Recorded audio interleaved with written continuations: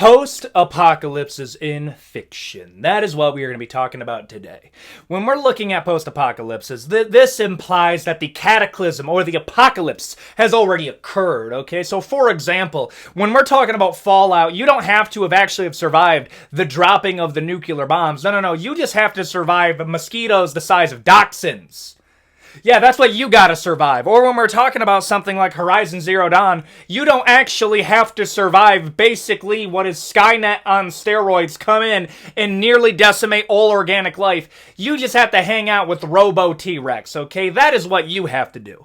And then I started thinking, what post or apocalypses, what wastelands would I be able to survive in fiction? Everything from video games to TV shows to movies. Everything from the Fallout Wasteland to SCP-001 when day breaks to the Doom Hell Invasion. We are going to be ranking them on how survivable they are, in my humble opinion. Would humanity be able to survive these? That is what I'm going to be asking. And if you're feeling some level of deja vu, it is because that we are at 200,000 subscribers, and this isn't the special, but this is the first video that I want to do, actually comprehending that, because that's crazy to me. And if you are a OG of the channel, I mean an OG, sub 1,000 subscribers, you would know that one of the first videos that I ever made was video game apocalypses I would survive. It was the first major video of the channel, the first tier list of the channel, and as you can see, it kind of more or less led here, okay? And there's a lot of new things that I learned, both from those IPs and new IPs of post-apocalypses that I think should have been added, okay? And this is my way of amending that. We are going to be going through the entirety of fiction and arguing, would humanity survive these post-apocalypses, okay? We're about to reach our 250,000 subscriber goal. I know it's 50,000 subscribers away, but at this current rate, that's like 2 months. A month and a half, honestly. And I don't want to make that sound like it's bragging, but like your guys' support has been absolutely humbling.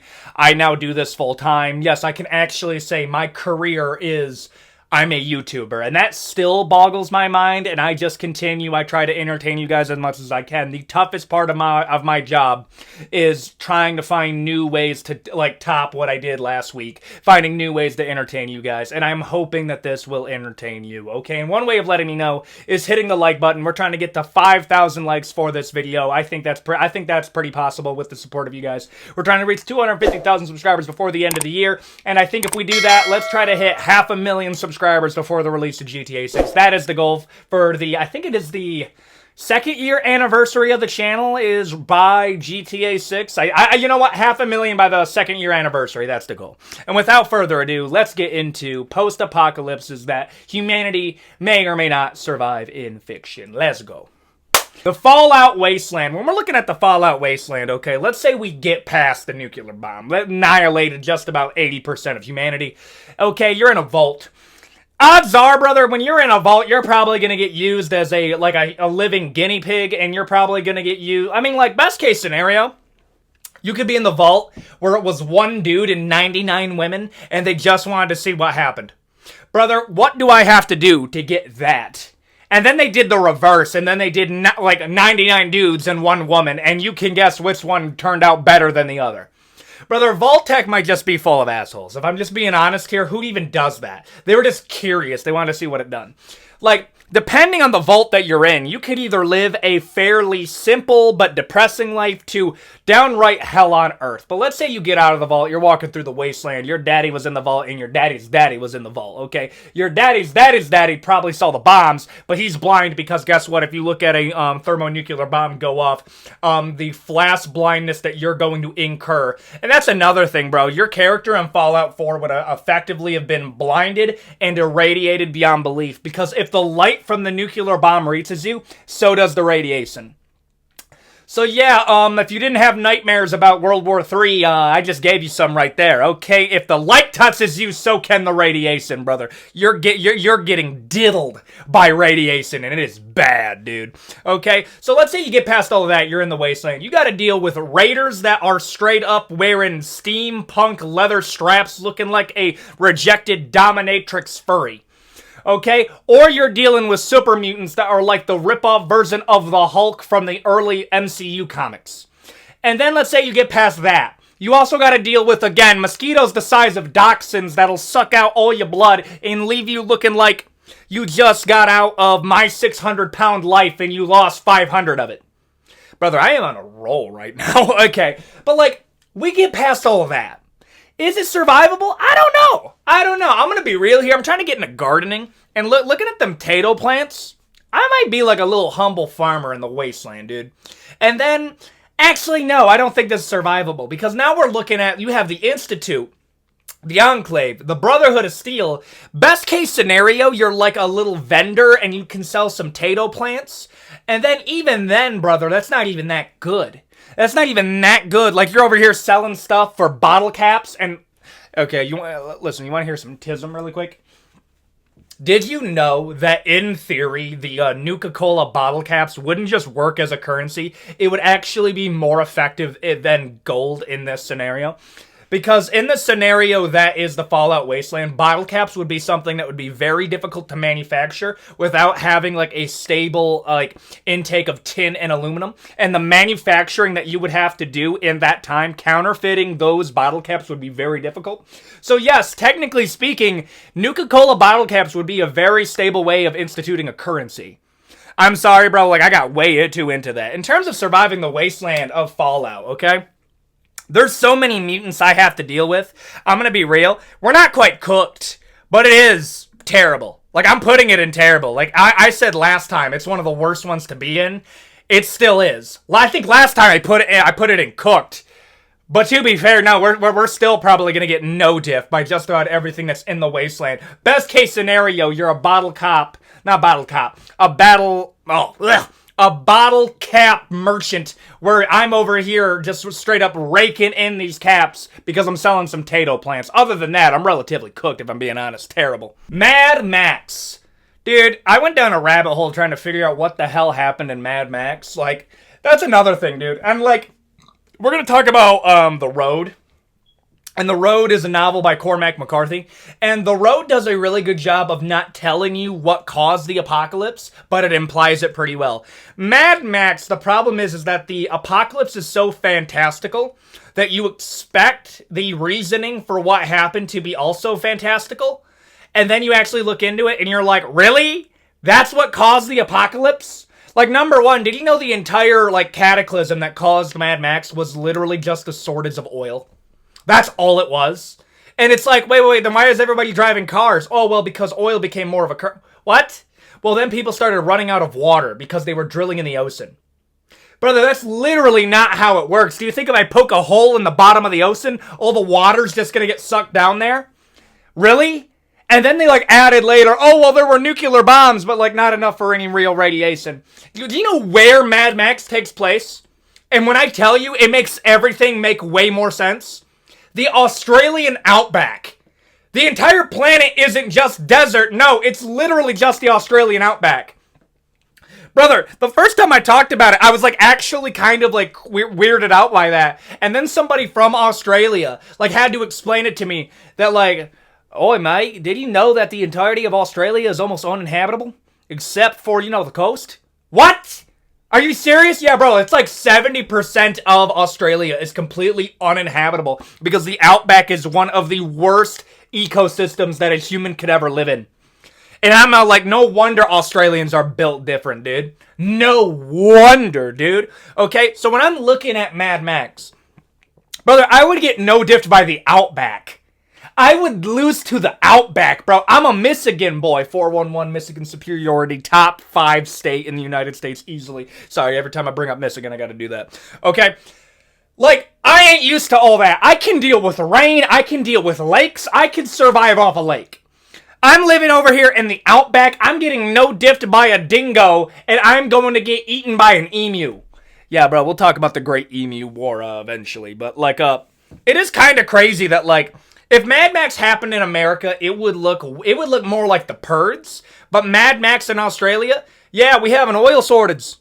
So everybody get in your cars and wear leather. Brother, I'm sorry. It's crazy enough that I can actually see it happening. In terms of what I gotta deal with people, I don't know. Brother, if I'm getting murked by a wasteland overlord, I would like them to look badass. I would like them to wear, a cool trench coat. They're over here Rick Grimes. Instead, brother, I have to face Darth Bubba with nipple clamps. Brother, I don't want to die to somebody like that. Brother, imagine that, bro. What happened to Ethan? Oh, yeah, bro, he got taken out by Darth Bubba. They put nipple clamps on him afterwards. Brother, what type of wasteland is this? I'm not, like, what are we talking about, dude? It's very bad in terms of survivability. Actually, bro, is it worse than Fallout? No. The mutants of Fallout make it a little bit worse. At least in Mad Max, I'm dealing with more or less people that, like, dude, no, the more I think about it, dude, Mad Max had a full, like, dude, there's a full, not debate, there's a full plot point within Mad Max that they keep on abducting young women and they'll give them babies and then they trade the baby titty milk.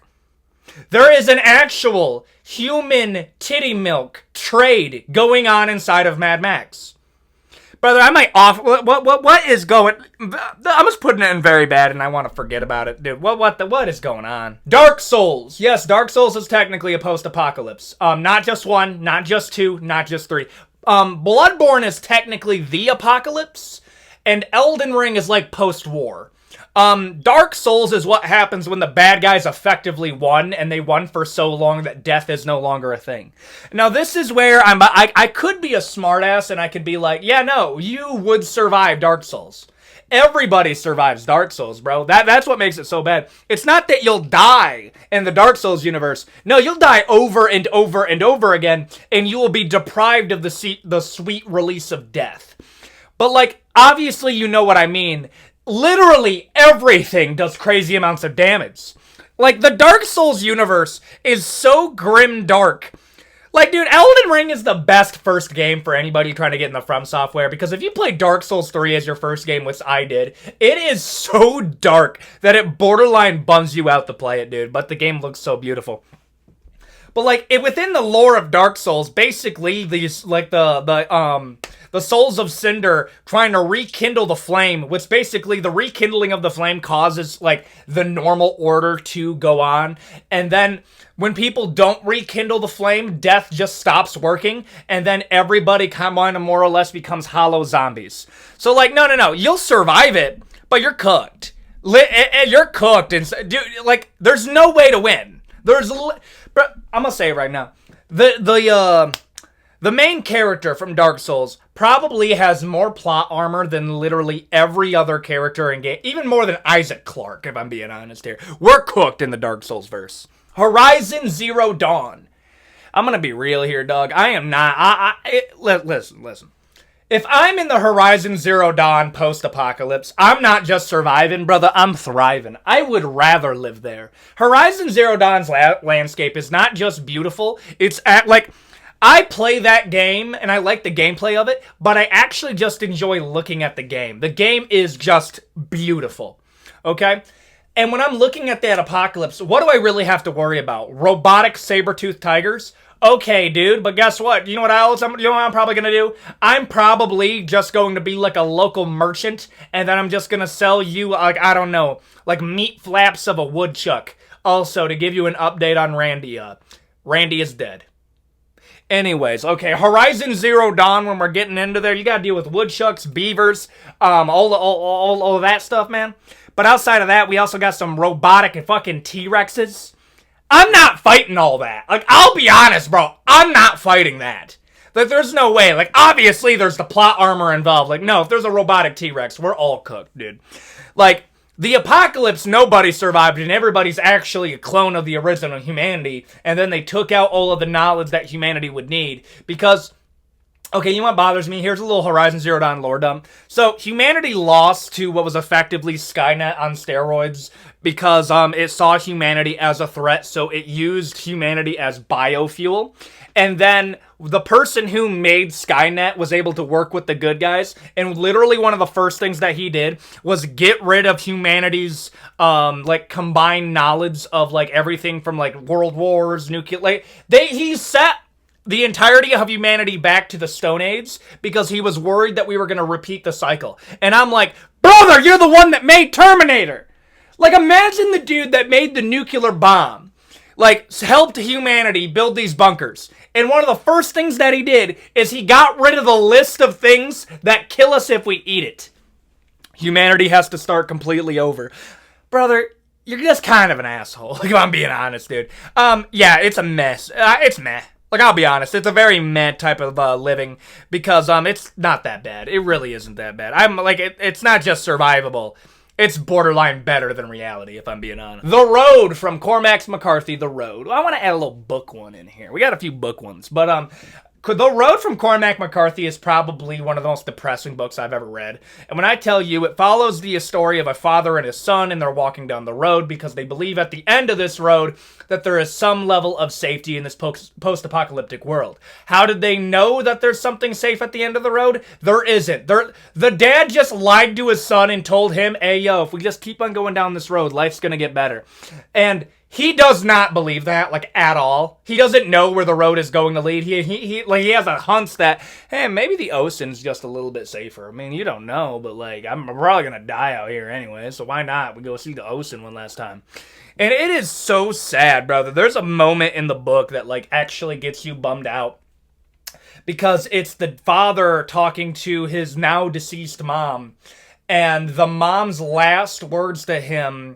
Okay. So it's a father and a mom, and they're talking about their son that was born in this post-apocalypse. And they're talking to each other, and the dad is straight up begging his wife at the time to not commit, and I hate I have to say this, commit Minecraft Save Quit, because she doesn't want to witness what will happen to her son. And C begs him to put down their son so he doesn't have to live through this. And it is so heavy, dude. It's so sad. It's just so sad, dude. Let me see. There's gangs that eat people. There's also a whole point where, like, before they eat you, they also want to diddle you a little bit. They'll put you in, like, a chain. It's pretty weird, dude, and it's, like, it's depressing. Dude, The Road is so depressing, dude. Well, we have some few more lighthearted books on here, but at the same time, like, it doesn't get way more lighthearted. Terrible. Just terrible. Are we cooked? Maybe not cooked. What's the apocalypse in The Road? And it's implied that it's nuclear bombs, but it was more of like a meteorite impact. That's how they describe it. They describe, like, the landscapes of cities are still burning from the impact, and the impact could imply nuclear bombs or a meteorite. And they leave it relatively open, but I'm putting it in terrible. The Days Gone Apocalypse. We got a few zombie ones on here. Okay, the whole origins of the Days Gone Apocalypse is basically a bioweapon agency was creating a new product. A whistleblower found out what the new weapon was. It was the Freaker virus, and he unwittingly became patient zero and infected just about everybody that was going on. They were having a conference. It's like an earnings call because guess what? Yeah, of course they're doing that. And then he got all of those executives infected, and then they went back to their countries, and then everybody got infected, and boom, it became a global issue. So we have to deal with runner zombies. They have to eat and drink, so you could starve them out in theory, but they also swarm, and there's different zombie types, and there's also, guess what, the animals can get infected. Yeah, brother, I think, it's not as bad as, like, the Dark Souls verse, because Dark Souls verse, you are just dead. But Days Gone, dude, I mean, like, I'm gonna put it in terrible, but the one thing that I do gotta add is that there is some level of, like, not infrastructure, but the military is around enough that they are able to keep the zombies at bay and actually relatively keep it contained, and it's a cliffhanger, that's when you find out, and we'll never get another Days Gone game because Sony fucking sabotaged it, dude. It's so sad. But I'm putting it in terrible in terms of survivability, purely because, brother, we're cooked. No, we're not, like, cooked yet, but I mean, like, the military was able to contain it within reason. So that kind of limits it at terrible. I have no mouth, but I must scream. How do I explain this one? Okay, so basically a supercomputer was created by humanity that was like universal intelligence, like basically an elevated intelligence, super AI Skynet on steroids. And he becomes basically a conscious entity. And he's so angry that he was created by humanity because him being created implies that he can die, but he won't actually die, and if he does, he'll never see an afterlife, so he's doomed to exist. And he hates humanity for it, so he takes out the entirety of humanity, converts Earth into a supercomputer, and there's only 5 humans left, and he keeps them alive for thousands of years, and basically is just endlessly tormenting them forever. And at the end of the book, there's only one, and how he describes his treatment by AM, the supercomputer, is I have no mouth, but I must scream. Yeah, we're cooked. Ha! We are cooked, dude. Obviously, we have to put it there. It's dark. It's like, The Road is one of the most depressing novels. And like, I have no mouth, but I must scream, is just brutal. It's just it's brutal, and there's like jokes that are thrown in, but it's like dark comedy to the point of being uncomfortable. It'll make you very uncomfortable when you're reading it, and I'm gonna put it in cooked for that reason. The Walking Dead. Yeah, brother, I think the Walking Dead slander is the oldest meme in the entirety of this fan base. Dude, it might be. I think the second video I ever made was me roasting The Walking Dead. I think that's the funniest part about it. Me roasting The Walking Dead is probably the oldest joke on the channel, and I maintain it. The toughest thing to believe inside of The Walking Dead is that the US military, or just any military in general, was ever able to fall to the walkers. And I know I'm going to be talking about World War Z in the World War Z novel, not the movie, the novel.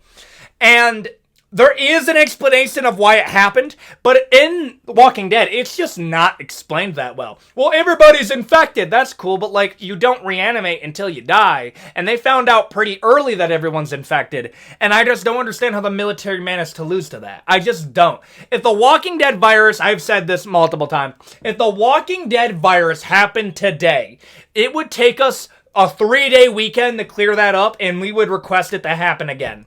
You have any idea how many tactical guys are literally begging for some type of zombie apocalypse to occur so they can justify the literal $20,000 in force multipliers that they have bought in the past month?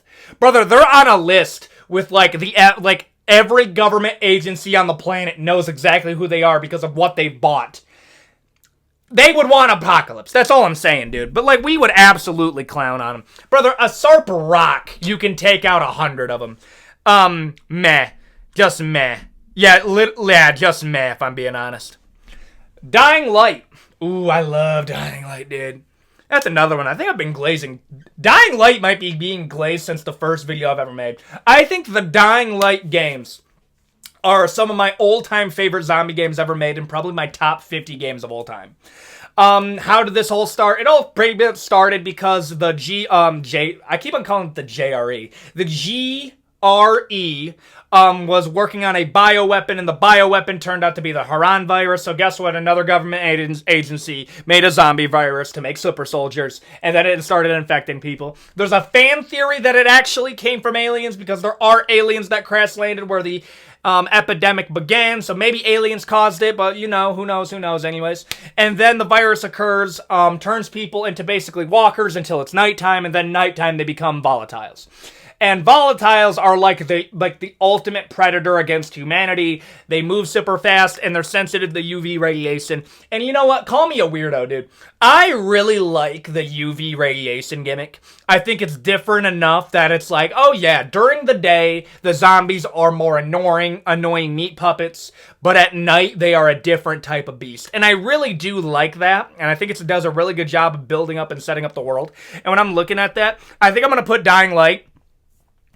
Oh, that's tough. That's tough, dude. Because it did... Okay. Dying Light 1, they were able to beat it. And then, in Dying Light 2, they took the virus and they juiced it up and then it infected everyone. I'm going to put it in very bad. But it is surviving... It's just very bad. I'll put it in very bad. Mad Max is just depressing. At least Dying Light, it's like, oh, I kind of understand what's going on. Attack on Titan. Okay, I already feel the people saying, you think that's a post-apocalypse? Okay. Technically speaking, from the point of view of the people of Paradis, it kind of is a post-apocalypse, okay? Because they're living inside of these walls, and it occurred after the fall of their people, and they're getting attacked by all these titans. I'm going to be real here. I was going to say cooked, but the problem is I watched I think it was a MatPat. It was a MatPat video. I think it was Film Theory. And he explained that, actually, no, living inside of the walls of Paradis is not, you would actually do pretty fine. It wouldn't be as bad as, like, some of these other ones. Yeah, you'd have to deal with the occasional colossal titan, but outside of that, you would be able to live out your entire life there, because they did have enough resources, and they do have enough, like, infrastructure to keep up everybody. And I don't know why that kind of ruined it for me, just a little bit. The fact that it is that survivable. I'm just gonna put it in survivable. I just am. Like, I want you to think about this. By the end of Attack on Titan, more people died outside of the island of Paradis than people died in the island of Paradis. Like, think about that. Like, what's really unsafe, for being honest here? I'm just gonna put it in survivable. The Last of Us infection. Okay, when we're looking at The Last of Us, man, the weird part is yesterday I was filming a different video, and it was me explaining different, like, zombie viruses. So that'll be coming out in the next couple of days. And I was talking about the cordyceps, and I really do like that the cordyceps zombie virus did their own thing, as it's not a virus per se, it's a fungus, and it infected, like, this contaminated crop, and this contaminated crop, because we do make a lot of wheat here, infected wheat, and enough people that ate that got infected on day one, and then the infection got exponential. And then it started infecting people overseas because we were shipping food overseas. And if you think about all the food that we eat that's processed, imagine if you had a contaminated crop in there, some cordyceps that were basically immune to, like, the level of processing that we do. Oh my gosh, brother, we would be cooked. Okay? And then by the time the post-apocalypse actually occurs, infrastructure as you know it for literally everything has already been crumbled multiple times over. The zombies are strong. I would actually probably say it's a little bit more dangerous than Dying Light, because there is more of a destabilized, like, dystopia of what's going on. I'm going to put it, honestly, probably just terrible. Yeah, I think terrible. Like, I would rather deal with the road. I would rather, I would rather deal with The Last of Us than I would deal with Days Gone. You know what? I'm going to put the road at the bottom of terrible. It's just so depressing. A Quiet Place. The fact that not the zombies, the aliens that came from the sky, that hunt by a sound, we didn't figure out that, oh yeah, they have a weakness to infrasound. Brother, we have infrasound weapons. We do. I think it's called MIRV. I think it's MIRV. And it's actually something that we can use on civilians, which is really fucked up if you think about it. And MIRV, what it effectively is a super juiced up JBL speaker that plays whatever you want to play on it, but it takes that frequency and makes it an infra and ultrasound weapon. So basically, it breaks your brain with a sound you can't hear, but you can feel the vibrations. So you're literally fucking pulsating. But, brother, you're getting no dipped by sound that you can't even hear. It's like getting hit with a dog whistle, and all of a sudden you're like, why is my brain jelly? Dude, what? Yeah, dude, we have that. We just have those, okay? I'm sorry. We're using that, and we're absolutely decimating the Death Angels, dude. I'm putting it in survivable. Attack on Titan is worse, dude. Survivable, yeah, we're cooking them. Even in the post-apocalypse, we would cook them. I gotta put it there. SCP-001 When Day Breaks. Yeah, bro, I learned about this one later. Okay, we got some SCPs on here. SCP-001 When Day Breaks is basically out of nowhere, the sun became our biggest op. And what essentially was going on is if you were in sunlight, you got melted down into a thing that came out of the thing. Like an actual flesh homunculi creature. And then you start absorbing all these other creatures. Oh, so we would just go out at night? No, because reflected light from the sun, because guess what? The moon doesn't actually have light. It reflects the light back at us. That is what's going to make you into the this weird zombie homunculus creature, okay? So yeah, we're cooked. If you're touched by any level of sun, you turn into some bubblegum creature. There is no and the monsters, all they have to do is just drag you out in the light and you're done. Yeah, we're cooked. We're cooked. I would rather deal with this than I have no mouth but I must scream, because at least there's an end inside for SCP-001, but it's still bad. World War Z, the novel. Okay, I've been reading the book. It's actually really, really good. So the zombie virus in World War Z started because they were building a dam inside of China, and they accidentally awoken this zombie virus that infected like a 12-year-old, and then that and 12-year-olds started infecting people, and then they, at the time, they started a conflict, so they were able to cover up what was going on on, and then this virus started spreading throughout the organ trade. So it got, the first big outbreak was in I think it was in South Africa. So South Africa, the first big infection started occurring, and then it went global because people were getting infected here, infected there, and just about every country became isolationist.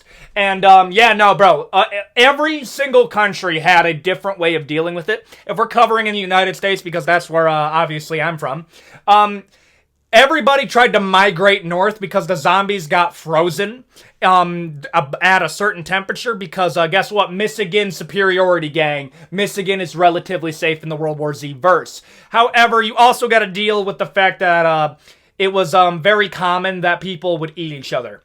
Like, there's a point in the book where they're like sewing off pictures and they're like questioning people over like, what about these mass graves? And it's like, oh yeah, we lost a lot of people that winter. I understand that, but like, why are the bones drained of their bone marrow though? Oh yeah, we don't know. The zombies don't eat bone marrow. And, dude, what?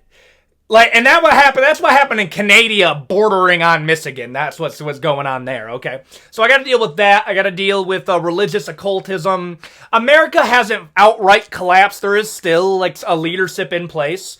So, like, I would probably say it is survivable, but it's pretty bad. It's pretty bad. It's survivable, at least. Terminator. Dude, humanity got decimated so bad. We had to use time travel to reload last checkpoint so we could give ourselves a chance.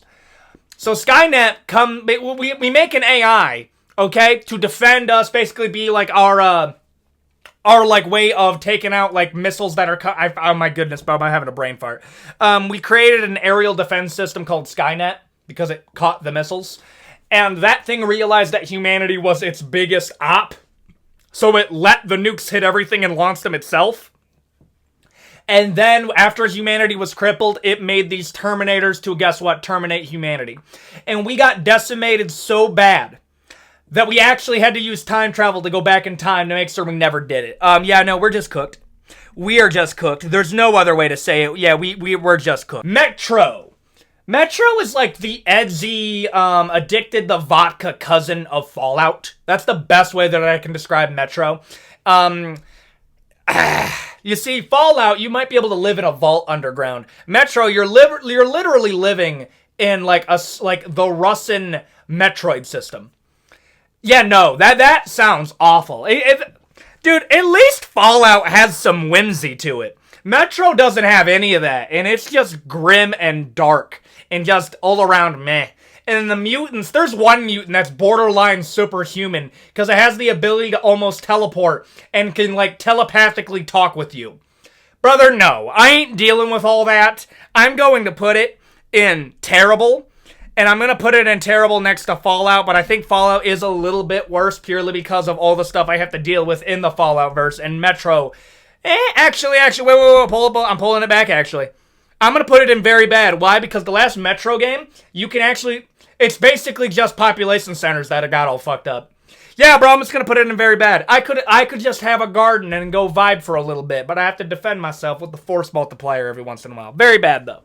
Doom. So one universe in the Doom universe, the original one, actually got taken over and all of the souls of that Earth were converted into Argent energy. So, brother, we literally got turned into green energy.